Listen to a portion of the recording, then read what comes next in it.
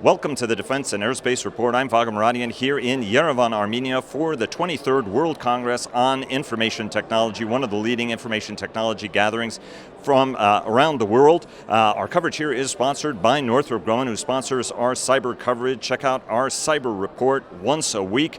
And it's an honor to be talking to Caroline Winnett, who is the Executive Director of Berkeley SkyDeck program, not Skynet program. That's a little too cyborgy. I apologize for that. Caroline, tell us a little bit, at a time when everybody's looking to public-private partnerships, that's one of the most important elements of this conference, is to put Armenian companies along, innovative companies along with either people who've got money or in a partnership capacity. Talk to us about a little bit what Berkeley SkyDeck does. Sure. So you said public-private partnership, and we have a unique one of a kind. So first let me tell you what we do. Berkeley SkyDeck is UC Berkeley's startup accelerator and incubator. We have a 6-month program, and we have 145 startups in residence at any given time, and we have a very competitive accelerator track. That's about 20 or so highly talented companies that we draw from around the world, including Armenia. Those companies have a 6-month program, intensive mentorship, intensive support, resources, and then they're presented at a formal demo day at the end of those 6 months. And here's what we do that's completely unique. We're a public university, so we had to come up with a creative way to provide venture capital for our startups. So we found a fantastic fund manager to raise a dedicated venture capital fund. The Berkeley SkyDeck Fund invests $100,000 in each of our accelerator track startups and shares half of the management profits with campus. Wow. And roughly how much money is that, right? I mean, fundraising is obviously very important for any university, public universities included, and I'm going to ask you about that later because you don't receive nearly as much money as anybody would think from the state of California that has a reputation for having some of the best schools in the country. But roughly how much money do you guys have to play with on an annual basis? So there's two things. There's the budget for our program that we raise ourselves. That's about $2.5 million that we raise to run our program, Berkeley SkyDeck, which is part of UC Berkeley. The Berkeley SkyDeck Fund is all private venture capital, and that's a $24.5 million fund that we raised in 6 months, which is very fast for a venture capital fund one. That fund is the one that invests in the startups and shares half of the management profits. So that way UC Berkeley doesn't have to fund the program, nor does it provide the venture capital for the startups, yet we receive half of the management profits.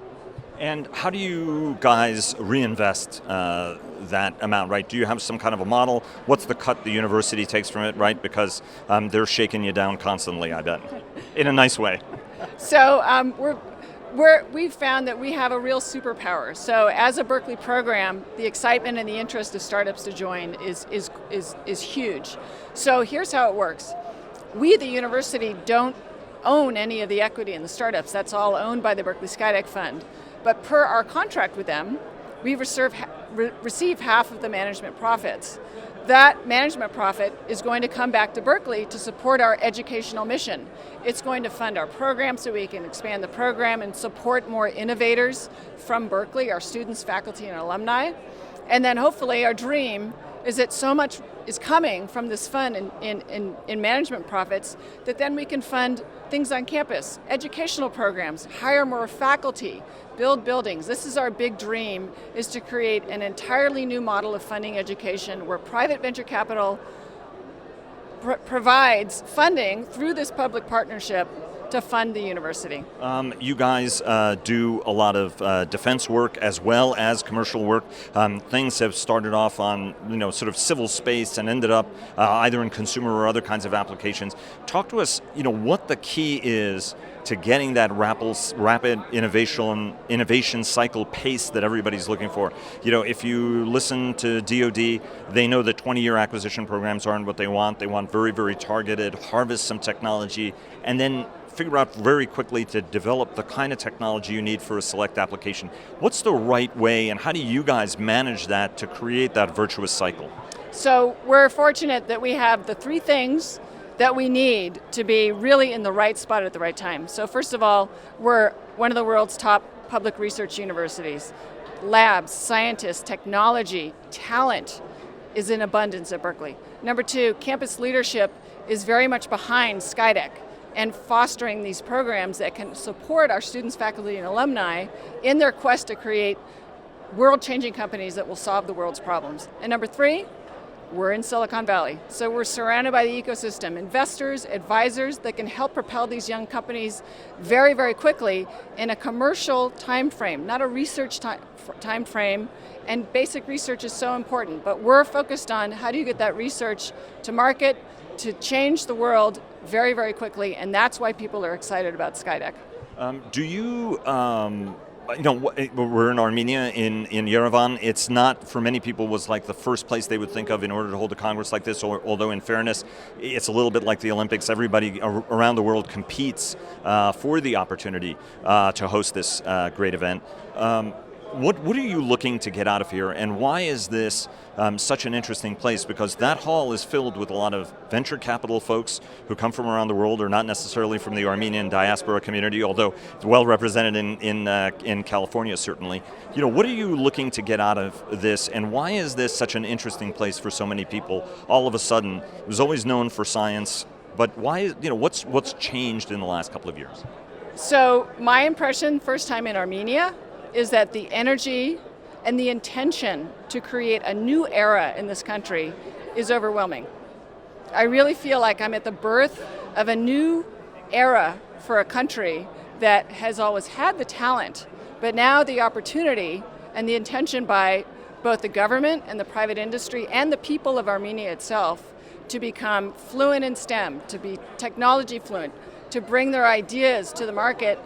It's very exciting. And at SkyDeck, we've had 5 startups come from Armenia to our program. They've done incredibly well, and we've been incredibly impressed by the talent here. And we will continue to look for startups here in Armenia. Lastly, the university funding picture. I was, we ran into each other on the airplane on the way over here and had an interesting conversation. And I was rather surprised. I mean, I would have assumed that a paramount and premier university system like the University of California system was actually getting more taxpayer funding. And we played a little guessing game, and I kind of completely lost this. How much money do you receive from the state, and how do you actually maintain the quality of education that these schools do, given how little the state pays? So UC Berkeley now, and this is not so widely known, receives about 11 or 12% of our overall budget is covered by the state.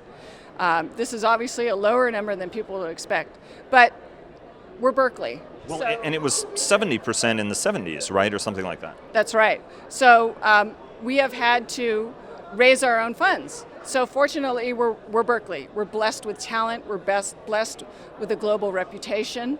And that brings us the opportunity to raise funding on our own. I will also say there's a benefit. There's often a benefit to not having everything funded. You have to hustle, you have to be resourceful, and you have to make it happen on your own.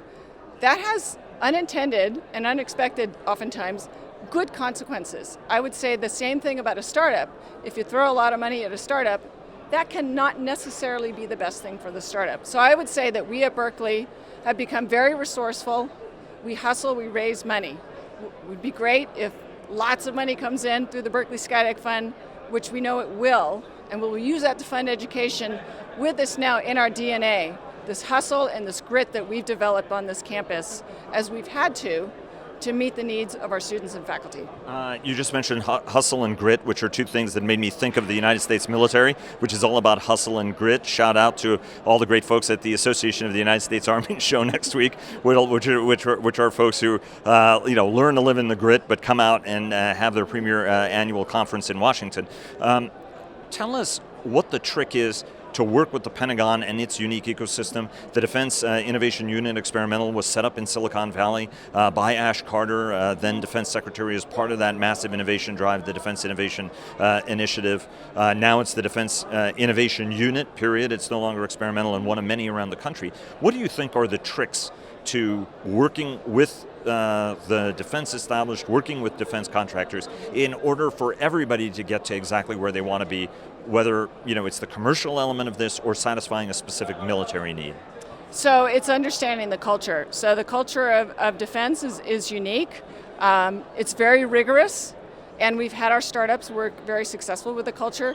We've also seen the Department of Defense establish programs that specifically are located in Silicon Valley, and they have funding and personnel on the ground to find startups and try to make that connection between these young nascent companies and this very large institution known as the military.